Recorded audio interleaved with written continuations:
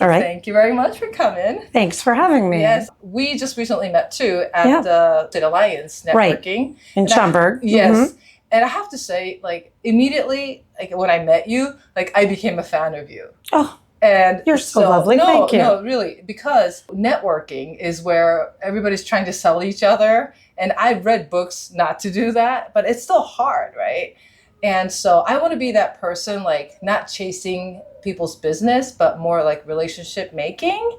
And I learned that immediately from you. I approached you and I was like, oh, you're in inspection business. Like, I work with some people, and immediately like, oh, that's fine. Everybody has their preferences. And I'm just here to network. And we started talking. You told me about your traveling, and like, oh my God, I'm a fan. Oh, they're so kind. Thank you. That's lovely. I'm super interested to learn about you. So you have been in corporate America as well before you were an inspector. So I sure was. Yeah, can you kind of walk me through how long you were in that career, how your days were like, and how long you've done your career there? Sure. So I worked for Hertz Rent-A-Car. Oh! Major company. Okay. Learned a ton. I was there 7 years. Okay. Interestingly enough, it's the only job I've ever gotten where I didn't know somebody. It was an ad in the newspaper. Yes, I'm that old. Oh, my gosh. I applied for a job in the newspaper, and they were looking for a corporate account rep. Sure. So somebody who would call on corporate travel managers. Okay. Big companies have travel contracts with different vendors, and they needed somebody based in the Chicago region, but living in Milwaukee, and I'm from Milwaukee. Oh, interesting. So it was literally an ad in the newspaper, and I had first job out of college, but it was not. It was kind of just a brief time. Okay. And then I just felt like this was a job I could be really good at. Okay. It was relationship selling. It was building relationships with big corporations, because the big corporation is not a fast sale. You got to build the relationship. And I did that for 7 years, and I progressed really quickly, and I learned a ton. I still use the corporate training that I learned at Hertz to this day, and I use it for training our team. And it's all about communication and reflective listening and selling.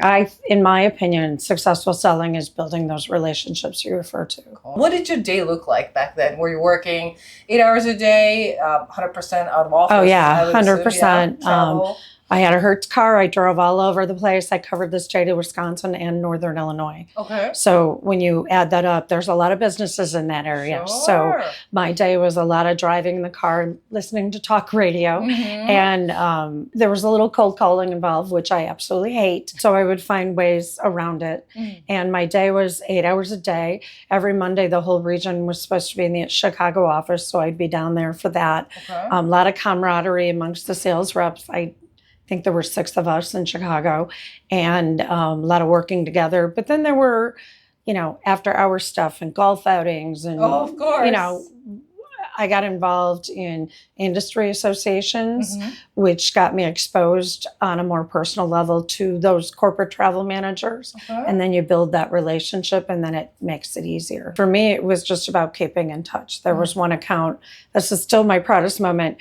She called me and said, we need a new supplier, vendor, and you have just always been on my phone message machine. And, we didn't have cell phones and texting then. And she's like, I'd really like to talk to you further. And that was after about 5 years of doing that. So be persistent without being pushy. And that seemed to work in my favor. I remember those days. Literally, we didn't have the GPS of the world yet. So I used to print out a MapQuest. Me too. And I'm in a hurry and I'm driving to like Iowa or something. And then I'm like, oh my God, I forgot to print out the return. Yeah. Like, what do I do? How do I get home? Exactly. I remember those days. What did people assume about your life, or what did success look like? I had a sales manager who was very supportive. He and I clicked right away. In fact, at my interview, he's like, I'm confused as to why you don't have a job. And I'd like you to work here. And it was about networking within the company. People, much higher up in corporate knew who I was, and my numbers were good. I was not our highest production, but I did a lot of training of new sales reps and communication stuff, and really the recognition was absolutely there. Yes. I received a lot of sales rewards, but I was never the top number producer. but I held on to accounts for a very long time because of my relationship. When did you first realize you wanted something different? Well, it was mostly personal. I met my husband through Hertz, and he had been there forever, and he was in operations, I was in sales, and we got married, and most of our wedding was wedding guests were people from Hertz. Oh my God, that's funny. Because where else do you meet somebody? Yeah. And so after a while, he was a key manager in the operations, and it kind of became a little crowded for us both to work there. So I moved on because of a connection to someone, a VP at Hertz. He had moved on to another travel-related, industry-related company. Okay. And he said, come over here. And so I did, and made some great connections there. Sure. Ended up it was a travel reservation system. So the system that travel agents use to book all kinds of travel. And ended up being there not quite 2 years, because I got pregnant, and I decided I didn't want to, at least while my kids were young, I didn't want to be working a corporate job. It's really chaotic. This is just getting so interesting because I was working in the international logistics industry for a long time. My husband was doing something different, but he came into the industry too. We were both in our 30s, thriving. It wasn't almost a competition because I was in sales, he was in management side, but as he moved up his ladders, it was harder for him to spit out his, complaints or frustrations to his subordinates because he has to be a role model. Right. So things got a little bit more heated up in the house because he would spit it out, but then I have my ways of doing things, and it's like we're trying to go over. Right. I mean, did you guys have that kind of a conversation, or? I always knew that when I had a baby, I wanted the opportunity to stay home, and that was part of our discussion from the beginning. I'm super grateful that I had that chance. My husband is type A, and he works, I've never known him to work less than 60 hours a week. So it was just, it becomes, it's all you talk about when you both work in the same industry. It's all you talk about. And it was just, I want more than that. And the chaos of having two working parents, I admire the heck out of anybody who has two full careers. We just decided life would be calmer. Obviously, we would have a lot less income, but life would be calmer if I stayed home. I'm sure a lot of people get stuck in that middle. Yeah. Do I save the career over family? We don't have any kids, fortunately or unfortunately. So we were just focused. So it got really, really competitive between us. Sure. So I really admire. We had a really high quality of life, and the relationships. And because I can't stop networking, the relationships I made there are still our core social circle now. I joined it was hard to be home. It was super hard to adjust to being home, but I found a way to meet people and joined a mom's group. And those core people are still our very closest friends. Our kids grew up together, and now they're all mostly 20 something out of college. And our husbands are friends. That's our main social circle. And I'm super grateful for that time. It's not everybody gets that choice, and I'm grateful that I had it. It's amazing. And I have two amazing human beings to show for it. So that's right. Yeah. And you love to travel on the side. We love to travel. Yeah, we love to travel. I know this is kind of on the side, but you've been to a lot of places, Europe, South America. So my husband was born and raised in England, and his dad was transferred here when he was a teenager. So they moved to Chicago in the coldest winter on record. And it doesn't really snow in England. So his immediate family all here. My in-laws took the whole extended family every other year. At first it was just to England, but then we expanded to Spain and Italy and great places. And so my oldest, by the time she was 13, had been to Europe 7 times. Oh my gosh. So really, Grandma and Grandpa set a travel bug in them, and my oldest spent a year teaching in Madrid, so we went there. And then my youngest is really the one who's taking us on adventures because she's taken us to Chile and Peru. That's right. And so we hiked Machu Picchu when she was down there, and then she just completed a year of working in Panama and spent 2 months by herself traveling 17 days alone in Colombia. She's fluent in Spain. Yeah, she's quite the adventure. So she just moved back home for 2 weeks ago, and we're waiting to see what might happen next. But always the next trip planned. Every time I see your travel pictures on Facebook, I'm like, and I comment there too. This weekend, we were just in New York City for the weekend for a World Cup game, England World Cup game. Oh my God. England played Panama. And yeah, we ate our way through the city, of course. We're not big planners. We like to just walk a city and explore. 20,000 steps a day is minimum. And we were in Iceland this time last year, and I can't recommend that enough. It was amazing. I hear great things in Iceland, even the food. The food is you would love the food. Right? Yeah. But it's a lot of hiking. Okay. It's a pretty sparsely populated country. We did the ring road, which is what most people do first, and just a lot of hiking. How long is the whole ring? We did it. It took us 9 days to go around because you stop and it's a lot of driving. 9 hours. But my kids take me on these crazy hikes where I'm rock climbing, and they're like, "You can do it, Mom." That's fun. Yeah. I took my hiking sticks. I bought my own hiking sticks now. Wow. I can see clearly your priorities, right?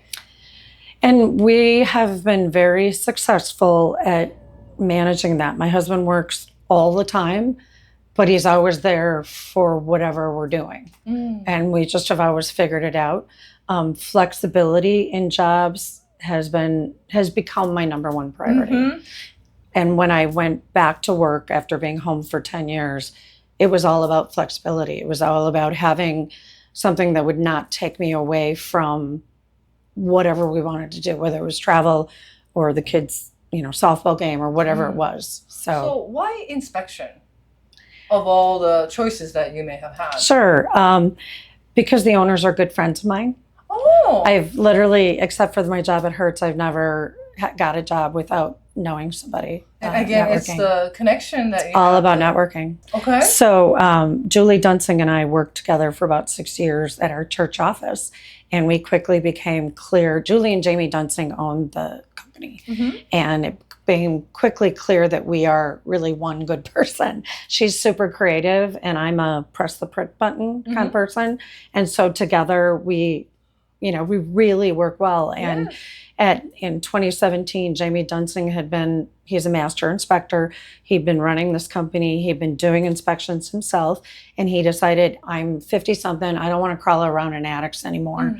I want to teach the next generation. How do I do that? Well, my background in marketing, communication, sales came to me and said, hey, let's talk about this. Come work for me.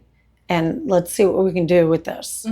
And so I came on board in 2018. And initially I was helping just by answering the phone, which was a huge improvement because he had been using an outside service. Having a live person who knows the area answer is huge. And then we've created procedures and plans and growth plans. And we went from 3 of us in 2018 to I think we're at 15 now.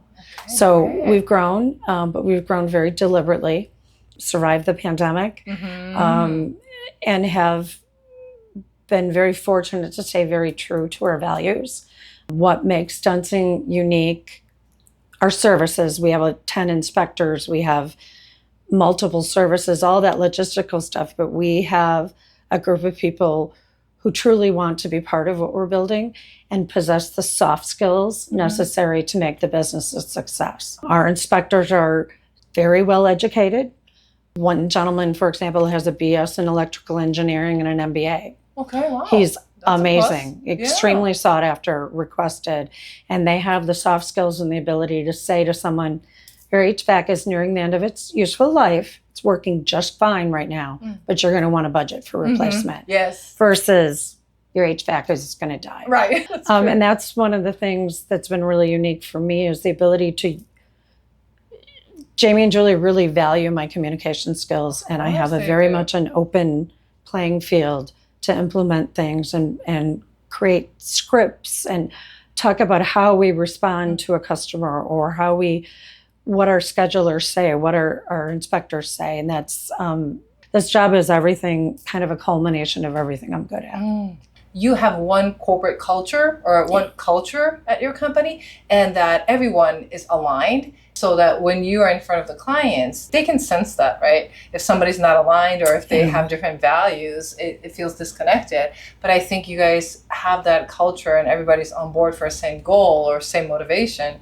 I think that makes you guys different. It's really unique. As you grow and you add people, it's super hard to maintain your culture. Of course. And I've been that voice saying, okay, but is this who we are? And so far, we've done a really good job of it. And it's been fun to be part of. Mm-hmm. What do you love most about your current career? That I get to do the things I'm good at. And then I have a tremendous amount of flexibility to balance my life. I won't say work-life balance. I'll say I'm in control of my schedule, and I get the opportunity to go out, meet people like you, make connections. We have hired some of our best inspectors through my networking. In fact, there's a young man that that I met through the Real Estate Alliance that we've just hired on. So as an inspector. You just never know where you're going to meet somebody. 100%. Yes, 100%. You just got to show up. Yes. What advice would you give to the people that might be considering a career change? The number one advice I would give to anybody looking for a career change or looking for a job is networking.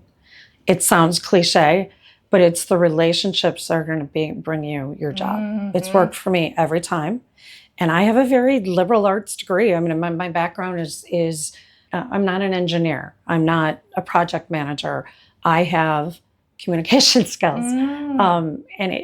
But it's about making connections and finding people that can use your skills. I think that's my number one advice.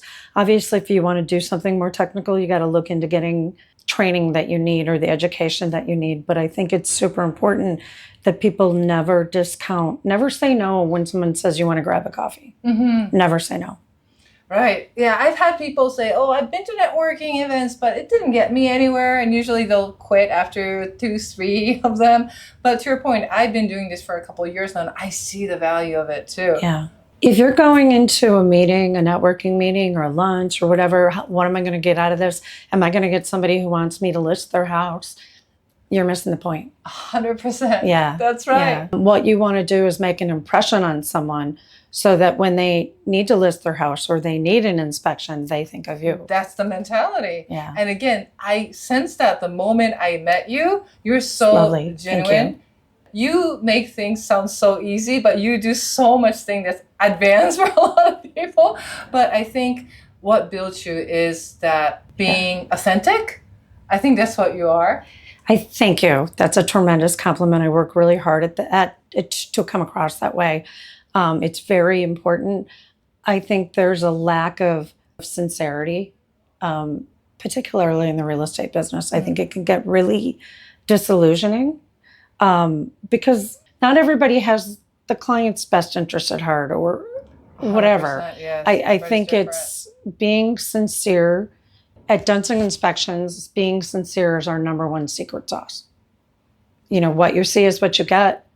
If there's a problem, we're going to do our best to fix it. Mm-hmm. If it's something that we can't fix, we're still going to listen and we're still going to be there. We are, and the fact that we've been in business for 46 years means that if 5 years from now, you have a problem with your house and you're not quite sure which direction to go, you can pick up the phone and we're still there. Mm-hmm. Is there anything that you want to talk about? If you're looking for an inspector, please call us. It'd be remiss to not say that, right? Dunsing Inspections, one-stop shop. But I would say to anybody, we really were talking about career changes and making the leap. You're making a huge leap. Security of corporate America to real estate is a huge leap. It is. But you're doing it right. You're reaching out to people, you're networking, you're making connections. You're posting on social media in a way that people get to know you. Like, I know through your social media that you're a foodie. And people like that. It's a cliche, but people really do business with people they know, like, and trust. 100%. And in order to be that, you have to be sincere and genuine. Yes, thank you. I walked in here as your fan, and I'm walking out as your fan. More fans. Thank you. I'm a fan of yours as well. It's very flattering to be on. Thank you for asking me. Thank you very much for being here today. All right. Thank you. Thanks. All right.